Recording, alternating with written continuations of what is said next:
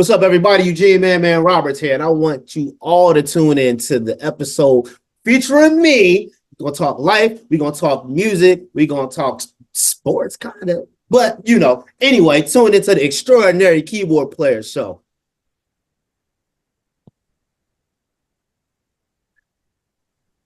Well, welcome back. Welcome back to the Extraordinary Keyboard Players Show. As you know, I'm your host, Sharon Moore. I always say today. Well, family, we got him on the show. There's a reason why they call him Man. They named it twice, Man. From out of Philly. Will you help me welcome my guest? He's a producer. Of course, he's a musical director. He's a programmer. He's an arranger. Many of you know him as the musical director for John Legends. His credits include Snoop Dogg, J. Cole, Kanye West, and many more. Will you help me welcome, and a fine keyboardist he is. Some people call him Mr. Roland, by the way, I've heard. Would you help me welcome Eugene Man Roberts? Hey, yo. What's up, sir? How are you? What's up, man? I'm well, thank you. How are you? Man, I'm amazing. I feel like every day I feel amazing. You could be amazing too, people. Just say it. Say I'm amazing. How are you today? There it is. Amazing. Yep. Yes. Welcome to the Extraordinary Keyboard Player Show. Thank you for the warm welcome, my man. I appreciate you being here. Let's do a little history. You're originally from Philly? Born and raised. That Philly, man. Dayton, Philly, Cleveland, just a few places where the music is just unreal, man. Has been, always will be. And Philly, I'm older, so I go back with Gamble and Huff and all of that stuff. Mm-hmm. But doing these shows, I get to meet so many musicians, and they're from Philly, all of them from Philly. They funky, they great, they're legends, and this and that and the other. What is it about Philly? Is it in the water, man? What is it?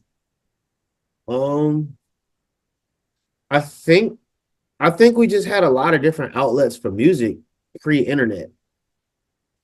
So, I mean, I think honestly, I think it's the ecosystem in every city. I think every city has it, but I think Philly specifically tapped into like the live touring like side of things and just really early, honestly. And I think it's really just the relationships and making, I don't know. I really don't know. I don't know. I don't know what it is. It's just like one of those things, like you just got it, I guess. I don't know. But what I will say is it's been a lot. There were a lot of outlets for live music. And I think pre-internet, you had to be around. You had to show you were good, or you had to at least be in the corner and be like, oh, you remember that dude that was in the corner? Like, yo, he plays too. Like, oh man, let's try to give him a chance. Or, like, oh, he's been around enough. Let's see what's going on. And I think a lot of artists have come from here. And it's the sound. It's like, the sound of Philadelphia, TSOP. Like, that's a thing. I think that was a thing about it.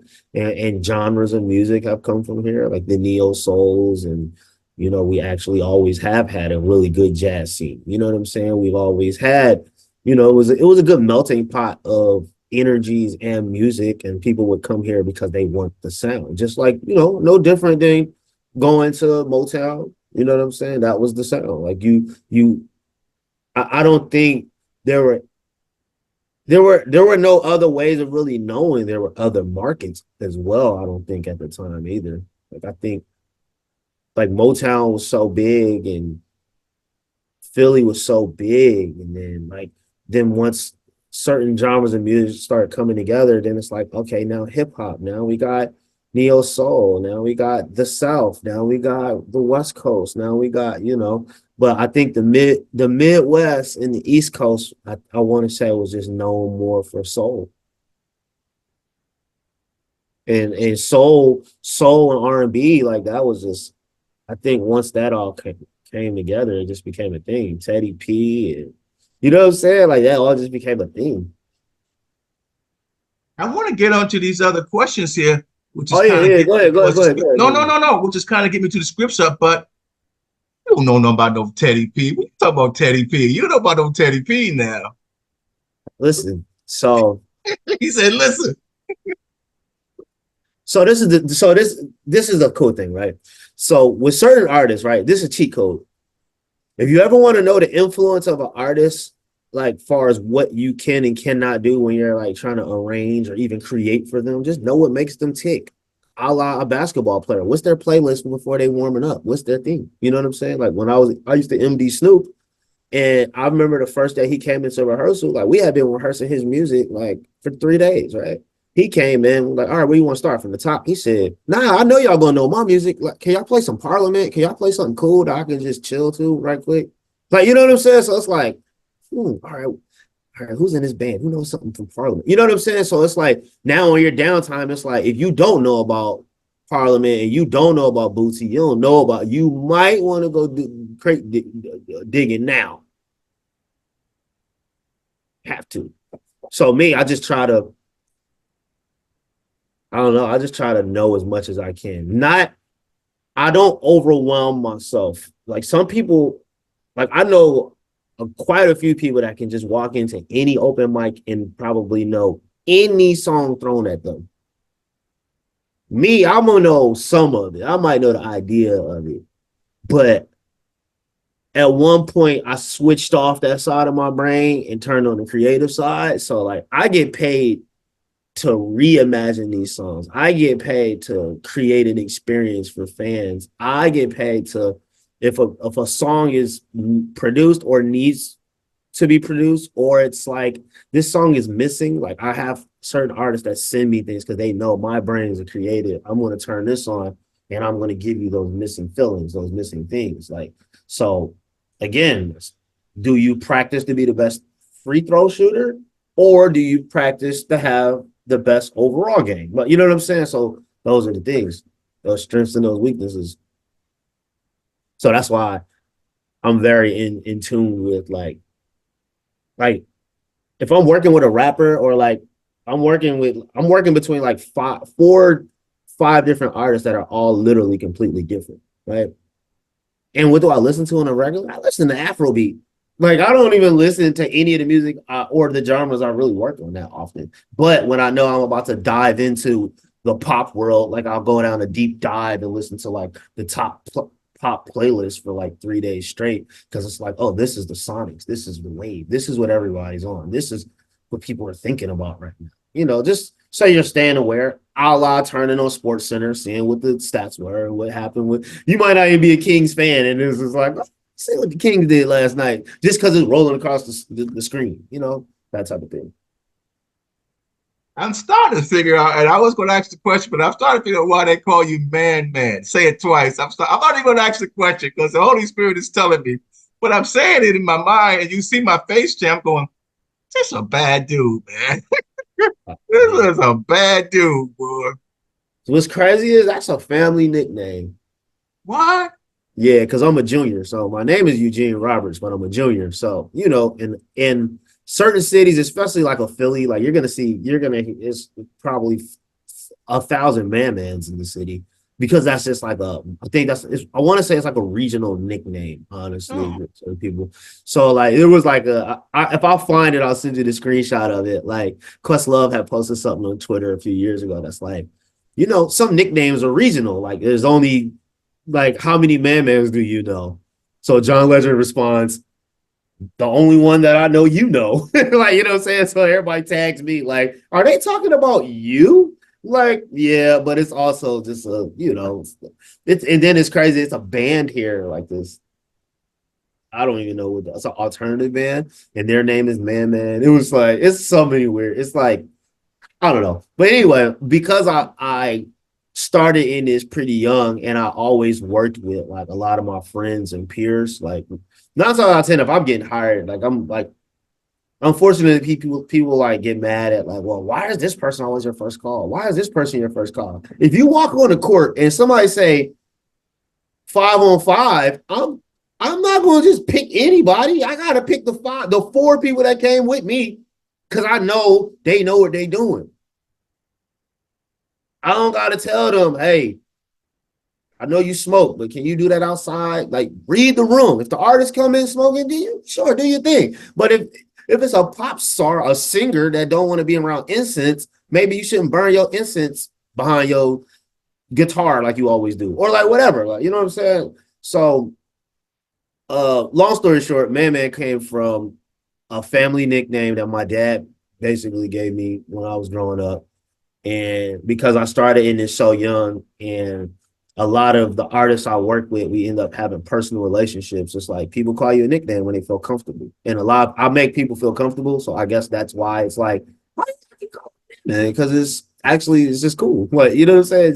It's not anything like deep. It's just literally like, oh, it's a family nickname. Everybody always felt like family, so they call me that. Now, there's a clip online that Kanye, he used to introduce me. That's like, he's so mean, he go by two names. Man. Like, that's what Kanye would say. But it's really not any deeper than just, that's just a family nickname that just stuck. A nickname turned stage name. I'll just say that. Understand that history a little bit, then I'm gonna move you forward.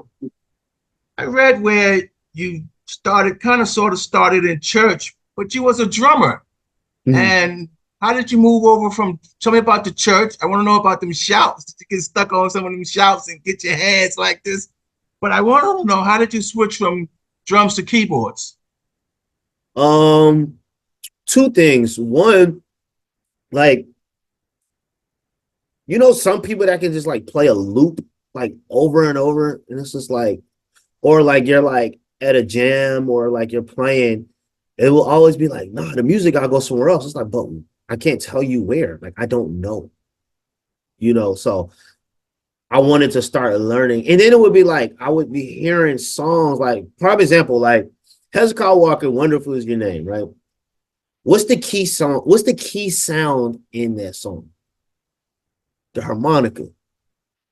But how many people played that harmonica part ever? Like when they performed that song, no churches would do like. So I would be intrigued by like the other sounds, like all the everything else going on around the bass, drums, keys, guitar. What is this? Oh, that's percussion. Those are samples, or that's a keyboard, that's a synth, or that's a harmonica. Those are horns. These are strings. So I just wanted to approach being able to tell like the rest of the band where to go. And then a church I was playing at, like I started like learning a little bit. And then like the organist, he would like be, because he had a regular job, he had to go make that money. So sometimes he'd be a little late for service, or I would like, learn a song or two to try to carry it over. And then I just kind of like, I just fell in love with being able to be creative. Like, like anybody that knows me, like that has known me for years, knows like I've always been like a sound dude. I'm like the sound guy. I'm always into sound design, programming, like all of that type of stuff. And we didn't really know it really existed because technology, everything was like I was growing with the time. So if you think about the last 20, let's just say the last 24 years, let's go to 2020, right?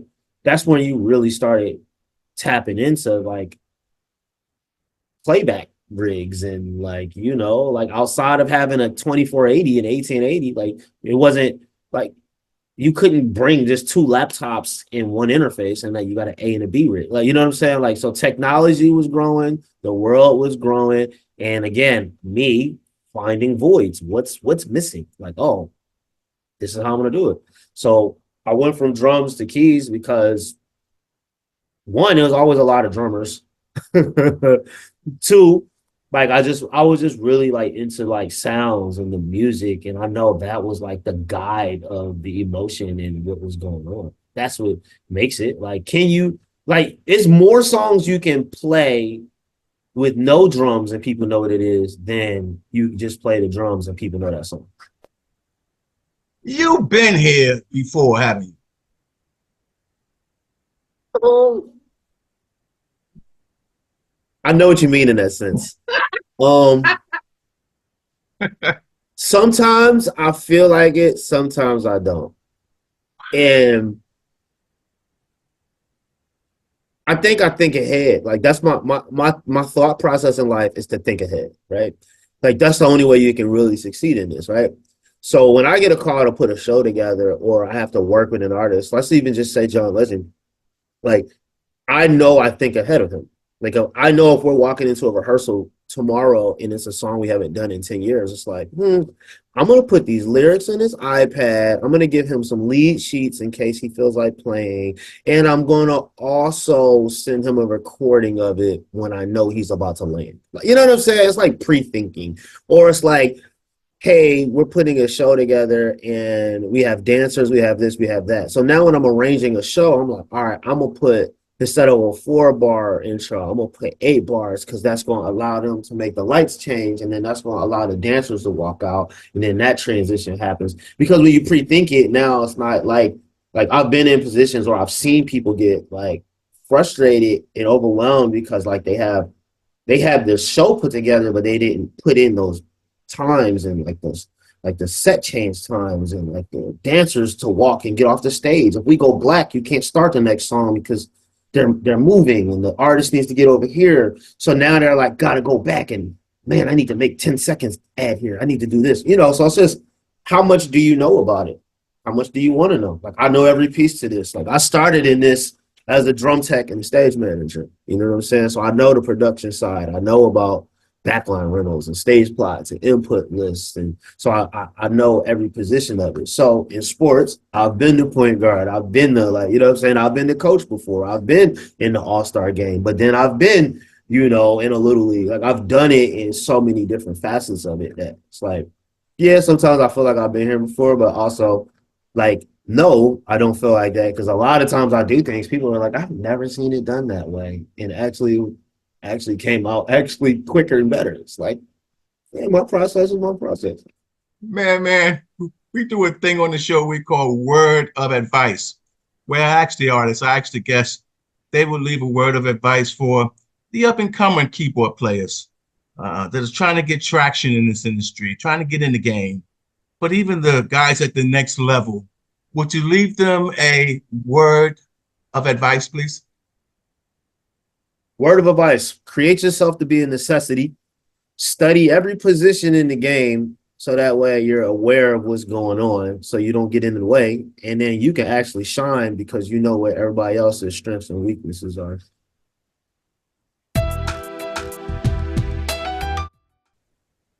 How do you balance your career with family?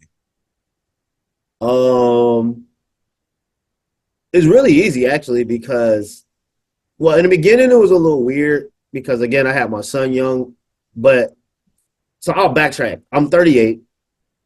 I started in this when I was 19. So literally, like John Legend was literally like my first. That's the first person I ever went on the road with, actually. So this is all I basically know. Like I've never worked a regular job. I've never done a lot of things. That's what I know. So figuring out how to navigate through it, and this is how I'm moving, right? Um, So my mom will help with my son when I'll be on the road, and like I've had my son full custody of my son since he was like 5. You know what I'm saying? So and my son is 22. So do that math. He's 22 with a pilot's license. So do the math. I'm 38. So I was 15 going to 16, right? So at that point, it's like there's no time. I gotta be a hustler. I gotta take care of my kid. I gotta do this. I gotta do that. Right. So to fast forward your the question of how do I balance, I just make time as often as I can, and also like so my wife, she's a singer. We met. She sings with John Legend. She sings with Beyonce. She's just did the Renaissance stuff with Beyonce, and she's amazing, and she's an artist. So she like we tour together with John, so we're together a lot when we're working with John. But the balance is understanding and communication. Like if someone understands your life, like my family, they know. Like if I can't make something, they know it's like I can't. But what I am, I'm very present. Like I'm going to my niece's basketball game, or I'm going to Christmas dinner. I'm going to Easter dinner. I'm going to like and my family is all like pretty close. Just growing up, like my mom and dad's side. both of like so my mom and dad started dating in like high school. You know what I'm saying? So just imagine all my aunts and uncles on both sides, they all basically grew up together. You know what I'm saying? So like I just have a big family and a one of 10. So, you know. so so it's a lot of that. I'm the person that's like, okay, I've I figured out how to see everybody at the same time. Is like I'll just throw a cookout and then everybody will come over. It's like I want to see everybody. I'm throwing a cookout in 4 hours. Like I do, like I'm like this spontaneous family member. It's like, what? And I live like an hour away from everybody, so they know like this is a thing. We have to do this. But long story short, how do I balance family with the music life? Um, just being honest and open with my time and with my mental, like in communicating. Like that's all we got. Man, what do you want your legacy to be? To be said, to be told. Um,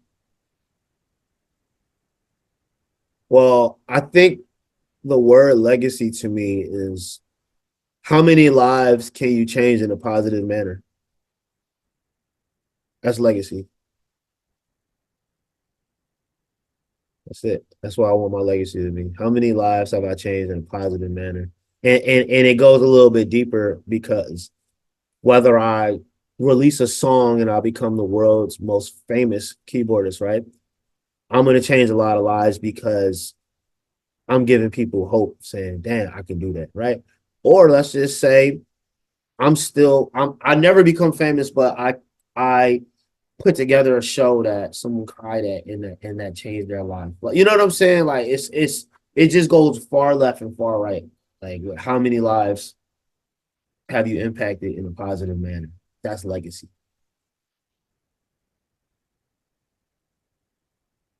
That's awesome, brother.